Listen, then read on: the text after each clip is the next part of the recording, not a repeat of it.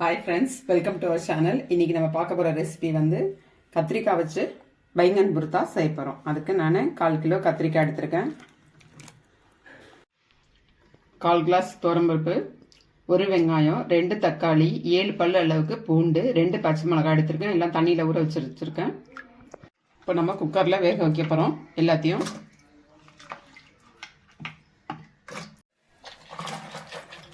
இப்போ நம்ம எல்லாத்தையும் போட்டு தண்ணி முழுகிற அளவுக்கு நம்ம போட்டு வச்சுக்கலாம்.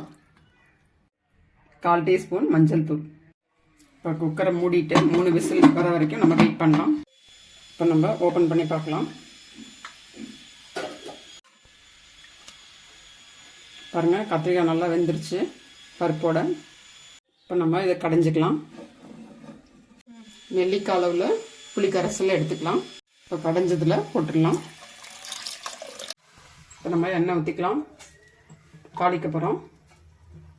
3 ஸ்பூன் போட்டிருக்கேன் எண்ணெய். இப்போ கொஞ்சமாக 1/4 டீஸ்பூன் அளவுக்கு ஜீரகம் போட்டுக்கலாம். 1 வெங்காயம் எடுத்துருக்கேன், கொஞ்சமாக கருவேப்பிலை எடுத்துருக்கேன். பெருங்காயம் கொஞ்சமாக போட்டுக்கலாம், 1/4 டீஸ்பூன்.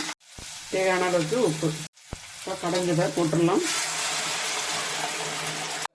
1/4 டீஸ்பூன் அளவுக்கு மிளகாய்த்தூள் போட்டுக்கலாம். இப்போ நம்ம கலந்து விட்டுடலாம். 2 கொதி வரட்டும், ரெடி ஆகிடும். ஃப்ரெண்ட்ஸ் பாருங்கள், இதான் கமகமுக்கும் டேஸ்டியான பைங்கன் புர்தா. நீங்களும் ட்ரை பண்ணுங்கள், என்ஜாய் பண்ணுங்கள், லைக் பண்ணுங்கள், ஷேர் பண்ணுங்கள். மறக்காமல் இந்த ரெசிபி பற்றி கமெண்ட் பண்ணுங்கள்.